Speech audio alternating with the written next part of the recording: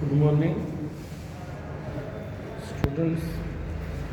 આપણે આંકડાશાસ્ત્રની અંદર પહેલું ચેપ્ટર સ્ટાર્ટ કર્યું હતું. હવે પહેલા ચેપ્ટરની અંદર જો ગયા લેક્ચરમાં આપણે જે પ્રશ્નો સમજ્યા હતા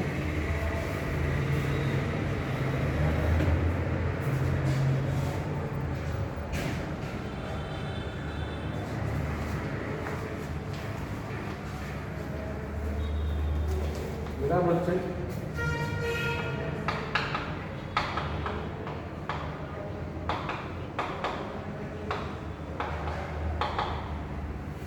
તો 19 પેજ નંબર 2 ઉપર ત્રીજો પેરેગ્રાફ છે. એમાંથી જે એક માર્ક્સના પ્રશ્નો પૂછાયેલા છે. પહેલા 19મી સદીના અંતમાં અને 20મી સદીની શરૂઆતમાં આંકડાશાસ્ત્રના આધુનિક પાસાઓની રચના થયેલી. ગેલ્ટન અને કાર્લ પિયર્સને ગાણિતિક આંકડાશાસ્ત્રનો ઉપયોગ વિજ્ઞાન, ઉદ્યોગ અને રાજકારણમાં કર્યો હતો. જો ગેલ્ટન અને કાર્લ પિયર્સને ગાણિતિક આંકડાશાસ્ત્રનો ઉપયોગ વિજ્ઞાન, ઉદ્યોગ અને રાજકારણમાં કર્યો તો ગાણિતિક આંકડાશાસ્ત્રના રચયિતા કાર્લ પિયર્સ.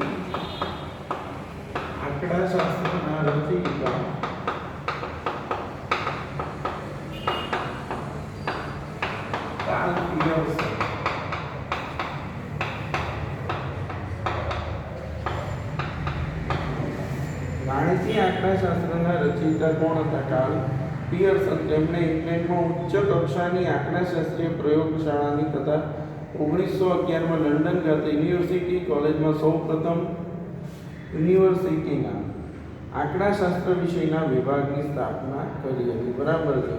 જો ઇંગ્લેન્ડની અંદર ઉચ્ચ કક્ષાની આંકડાશાસ્ત્રીય પ્રયોગશાળાની અને યુનિવર્સિટીની અંદર 1911માં લંડન ખાતે સૌપ્રથમ યુનિવર્સિટીના આંકડાશાસ્ત્ર વિષયના વિભાગની સ્થાપના કરી હતી. 1910 અને 1920ના સમયગાળા દરમિયાન ગોસેટ અને ફિશરે લઘુનિદર્શ માહિતીને માટે આધુનિક આંકડાશાસ્ત્રીય વિજ્ઞાનની રચના કરવાનો પ્રારંભ કર્યો. ફિશરે જીનેટિક્સ, બાયોમેટ્રી, મનોવિજ્ઞાન, શિક્ષણ, ખેતી જેવા જાતના ભિન્ન ક્ષેત્રોમાં આંકડાશાસ્ત્રનો ઉપયોગ કર્યો હતો. જો ફિશરે જીનેટિક્સ, બાયોલોજી, કેમિસ્ટ્રી, બરાબર, મનોવિજ્ઞાન, શિક્ષણ, ખેતી જેવા જુદા જુદા ક્ષેત્રોની અંદર આંકડાશાસ્ત્રનો ઉપયોગ કર્યો હતો. બરાબર છે. તેઓ આંકડાશાસ્ત્રના પિતા તરીકે ખૂબ જાણીતા છે. હવે આપણે બહુ અગત્યનો પ્રશ્ન આ છે. ફિશર આંકડાશાસ્ત્રના પિતા તરીકે જાણીતા છે. આંકડાશાસ્ત્રના પિતા તરીકે કોણ જાણીતું છે? તો ફિશર. બરાબર. 1930 દરમિયાન ઈ પિયર્સન તથા જે નેમાન દ્વારા સંયુક્ત રીતે થયેલા કાર્યોમાં અગાઉ વિકસિત થયેલી રચનાઓની સુધારણા તથા વ્યાપકતા જોવા મળતી હતી. ત્યારબાદ ઉત્તરોત્તર આંકડાશાસ્ત્રની આધુનિક પદ્ધતિઓનો વિકાસ થયો. હવે ભારતમાં આંકડાશાસ્ત્રનો વિકાસ.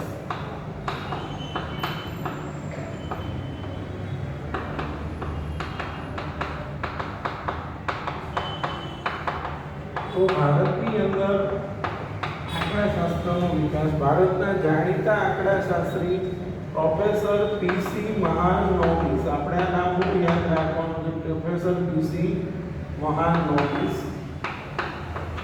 બરાબર છે. પ્રોફેસર પીસી મહાલનોબિસ દ્વારા ભારતીય આંકડાશાસ્ત્રીય સંસ્થા મહાલનોબિસ દ્વારા ભારતીય આંકડાશાસ્ત્રીય સંસ્થા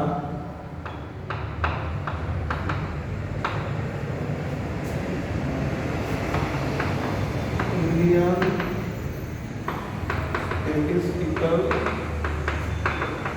ઇન્સ્ટિટ્યૂટ, ભારતીય આંકડાશાસ્ત્રીય સંસ્થા ISI ની સ્થાપના કોણે કરી હતી?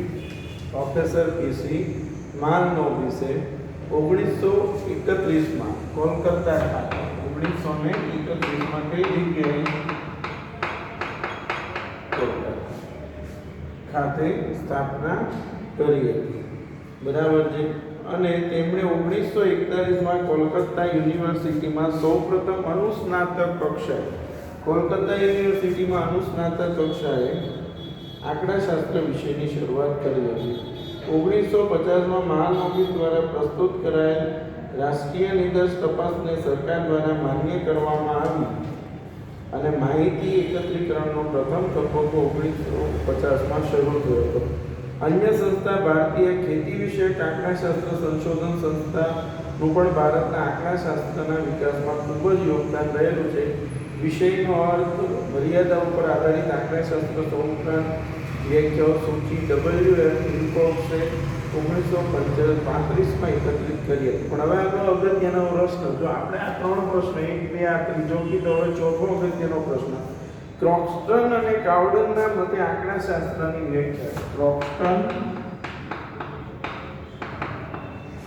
અને કાઉડન, ક્રોક્સ્ટન અને કાઉડન દ્વારા આંકડાશાસ્ત્રની જે વ્યાખ્યા છે એ શું છે? તો જો આંકડાશાસ્ત્ર એ વિજ્ઞાન છે.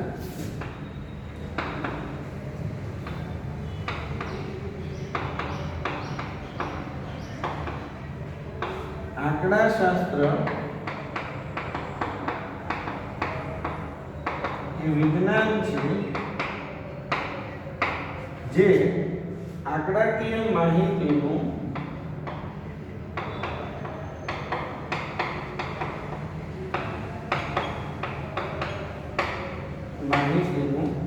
એકત્રીકરણ, પૃથ્થકરણ અને અર્થઘટન કરે છે. એકત્રીકરણ, પૃથ્થકરણ અને અર્થઘટન કરે. આ વ્યાખ્યા કોને આપેલી છે? ક્રોક્સ્ટન અને કાઉડન. શું કીધું કે આંકડાશાસ્ત્ર એ વિજ્ઞાન છે જે આંકડાકીય માહિતીનું એકત્રીકરણ, પૃથ્થકરણ અને અર્થઘટન, કે જે આંકડાકીય માહિતી એકત્રિત કરે છે, એના પરથી તારણો કાઢે છે અને છેલ્લે એનું અર્થઘટન કરે છે. આ વ્યાખ્યા કોણે આપેલી છે? ક્રોક્સ્ટન અને કાઉડન. શું કીધું? આંકડાશાસ્ત્ર એ વિજ્ઞાન છે જે આંકડાકીય માહિતીનું એકત્રીકરણ, પૃથ્થકરણ અને અર્થઘટન કરે છે. બરાબર છે. હાલના સમયમાં આંકડાશાસ્ત્ર વિષયક માત્ર જથ્થાવાચક માહિતી માટે જ વપરાય છે એવું નથી, પરંતુ ગુણવાચક માહિતી માટે પણ વપરાય તથા તેને વૈજ્ઞાનિક પદ્ધતિના એક સ્વતંત્ર ભાગ તરીકે ગણવામાં આવે છે. ઔદ્યોગિક આંકડાશાસ્ત્ર અને આંકડાશાસ્ત્રની એક શાખા કાર્યાત્મક સંશોધનનો ઉપયોગ બીજા વિશ્વયુદ્ધ દરમિયાન મિલિટરી પ્રોજેક્ટમાં થયો હતો. જો આંકડાશાસ્ત્રની એક પ્રસિદ્ધ શાખા જેને કહેવાય OR, ઓપરેશનલ રિસર્ચ. બરાબર છે. કોલેજની અંદર તમે ભણશો ત્યારે સ્ટેટિસ્ટિક વિષયનું નામ જ ઓપરેશનલ રિસર્ચ હશે. એ જે ઉપયોગ છે બીજા વિશ્વયુદ્ધ દરમિયાન, બરાબર છે, એનો ઉપયોગ મિલિટરી પ્રોજેક્ટમાં થયો હતો. કાર્યાત્મક સંશોધન, ઓપરેશનલ રિસર્ચ. ભારતમાં 1949માં હૈદરાબાદમાં રિજિયનલ રિસર્ચ લેબોરેટરી ખાતે કાર્યાત્મક સંશોધનનું એકમ અસ્તિત્વમાં આવ્યું હતું. રાષ્ટ્રીય આયોજન અને તપાસ માટે 1953માં ISI કોલકાતા ખાતે કાર્યાત્મક સંશોધનની રીતનો ઉપયોગ કરી ઈસી મહાનોબિસે બીજી પંચવર્ષીય યોજનાનું માળખું તૈયાર કર્યું હતું. કાર્યાત્મક સંશોધનની પદ્ધતિઓ સરકાર માટે ઓછામાં ઓછો સ્ત્રોતનો ઉપયોગ કરીને મહત્તમ માથાદીઠ આવક મેળવવાનો. જો જે કાર્યાત્મક સંશોધન છે એના દ્વારા સરકાર ઓછામાં ઓછા ખર્ચે, ઓછામાં ઓછા સ્ત્રોતની મદદથી ઝડપથી સંશોધનો કરી શકે છે. બરાબર. એટલા માટે એનો ઉપયોગ કરવામાં આવે છે. હવે આપણે જે આપણો મેઇન ટોપિક છે, આપણે જે ગયા લેક્ચરમાં મુદ્દાઓ સમજેલા તેમાં આગળ વધીશું. તો આપણે ગયા લેક્ચરમાં શું શીખેલા હતા? પહેલો જે પ્રશ્ન હતો એ આ ત્રણ અગત્યના છે, 1 2 3 આ 4. બરાબર છે. આ પ્રશ્નો ખાસ લખવાના છે. હવે જો આપણે સમષ્ટિ, નિદર્શ તપાસ, સાંજ સમષ્ટિ, અનંત સમષ્ટિ, સમષ્ટિ તપાસ, નિદર્શ તપાસ એ બધાનો અભ્યાસ કર્યો હતો. બરાબર છે. હવે આપણે જે પ્રશ્ન પહેલા શીખવાનો છે એ છે માહિતી. તો જો આપણી પાસે બે વસ્તુ હોય, કાં તો સમષ્ટિ હોય અથવા નિદર્શ હોય. તો સમષ્ટિ કે નિદર્શના એકમો પર તપાસ કરવાથી જે જાણકારી પ્રાપ્ત થાય છે તેને માહિતી કહે છે. સમષ્ટિ કે નિદર્શ ના એકમો તપાસ કરવાથી જે જાણકારી પ્રાપ્ત થાય છે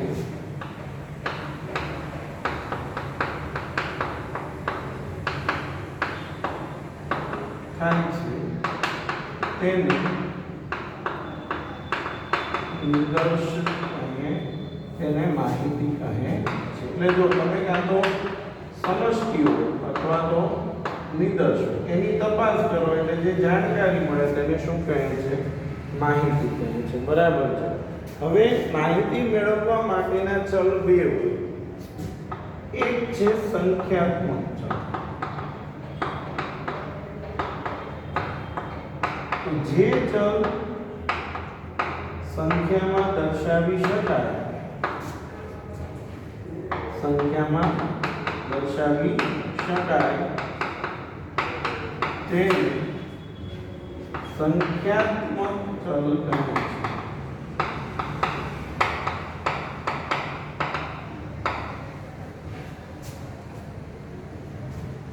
તો જે ચલ સંખ્યામાં આવે, જેમ કે વ્યક્તિની ઉંમર છે, ખિસ્સા ખર્ચ છે, આવક છે, ખર્ચ છે, આ બધા સંખ્યાત્મક છે. તો સંખ્યાત્મક માહિતી સંખ્યાત્મક ચલને આધારે, સંખ્યાત્મક ચલને આધારે જે માહિતી મળે છે, જે માહિતી મળે છે તેને સંખ્યાત્મક માહિતી કહે છે. સંખ્યાત્મક ચલને આધારે જે માહિતી મળે છે એને શું કહે છે? સંખ્યાત્મક. તો બીજું આવે ગુણાત્મક ચલ.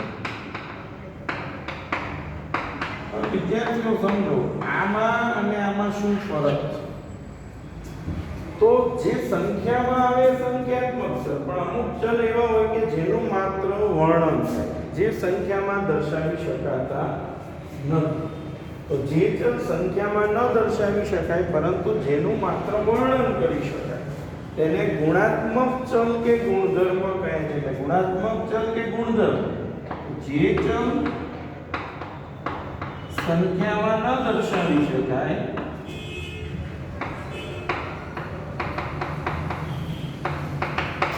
પરંતુ જેનું માત્ર વર્ણન કરી શકાય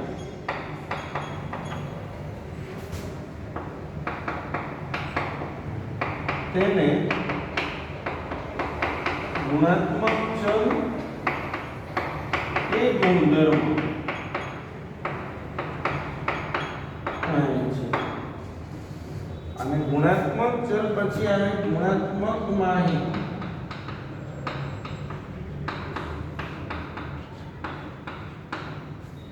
તો ગુણાત્મક ચલને આધારે જે માહિતી મળે છે, ગુણાત્મક ચલને આધારે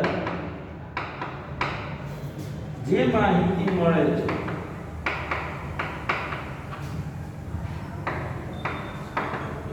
તેને ગુણાત્મક માહિતી કહે છે. જો એક સંખ્યાત્મક હોય ને બીજું ગુણાત્મક, તો ગુણાત્મક ચલને આધારે જે માહિતી મળે છે તેને ગુણાત્મક માહિતી કહે છે. વ્યક્તિનો ધર્મ છે, વ્યક્તિનો બરાબર એવા દરજ્જો છે, કે બધા ગુણધર્મ છે જેનું માત્ર વર્ણન થાય, જે સંખ્યામાં ન આવે તેને ગુણાત્મક ચલ કહેવાય. અને ગુણાત્મક ચલના આધારે જે માહિતી મળે છે તેને ગુણાત્મક માહિતી કહે છે. એટલે જો ફરી વખત સમજો, આપણે જે વ્યાખ્યાઓ શીખ્યા, પહેલાં તો માહિતી બરાબર છે. તો સમષ્ટિ કે નિદર્શના એકમો પર તપાસ કરવાથી જે જાણકારી પ્રાપ્ત થાય છે તેને માહિતી કહે છે. બરાબર છે. આ તો માહિતી સમષ્ટિ હોય અથવા તો નિદર્શ હોય. આ લેક્ચરમાં સમજેલા સમષ્ટિ એટલે બધા અને નિદર્શ એટલે માંથી પસંદ કરવા. બરાબર. હવે એની પછીનો પ્રશ્ન હતો કે સંખ્યાત્મક. હવે જો વ્યક્તિની આવક છે, ખર્ચ છે, ઉંમર છે, આ બધું શેમાં આવે? આંકડામાં. તો જે ચલ સંખ્યામાં દર્શાવી શકાતો હોય તેને કેવો ચલ કહેવાય? સંખ્યાત્મક ચલ કહેવાય. એટલે કે જેનું તમે સંખ્યામાં જેને આંકડામાં દર્શાવી શકો છો તેને સંખ્યાત્મક ચલ કહે છે. તો સંખ્યાત્મક ચલ આવડે તો સંખ્યાત્મક માહિતી કોણ? તો સંખ્યાત્મક ચલને આધારે જે માહિતી પ્રાપ્ત થાય છે, સંખ્યાત્મક ચલને આધારે જે માહિતી પ્રાપ્ત થાય છે તેને સંખ્યાત્મક માહિતી કહે છે. પછી આવશે ગુણાત્મક ચલ. તો જે ચલ સંખ્યામાં દર્શાવી શકાતો નથી પરંતુ માત્ર જેનું વર્ણન કરી શકાય તેને ગુણાત્મક ચલ કહે છે. અને ગુણાત્મક ચલને આધારે જે માહિતી પ્રાપ્ત થાય છે તેને ગુણાત્મક માહિતી કહે છે. બરાબર છે. વ્યક્તિનો ધર્મ છે, વ્યક્તિની જાતિ છે, રહેઠાણનો દરજ્જો છે, આ બધા એવા ગુણધર્મો છે કે જેનું માત્ર તમે વર્ણન કરી શકો છો, જેને તમે સંખ્યામાં દર્શાવી શકતા નથી. બરાબર છે. હવે જે આપણે પ્રશ્ન શીખવાનો છે આ ચેપ્ટરમાં એ છે પ્રાથમિક માહિતી અને ગૌણ માહિતી. એ પ્રશ્ન આપણે સમજવાનો છે એ છે પ્રાથમિક માહિતી અને ગૌણ માહિતી. તો પહેલા સમજો પ્રાથમિક માહિતી.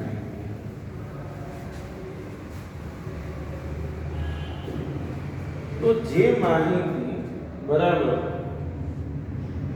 જે માહિતી કોઈ પણ અધિકૃત સંસ્થા, સંશોધક દ્વારા કે આંકડક દ્વારા જ્યારે કોઈ અધિકૃત સંસ્થા, કોઈ સંશોધક કે કોઈ આંકડક, જે વ્યક્તિ તપાસ કરવા જાય એને શું કહેવાય? આંકડક.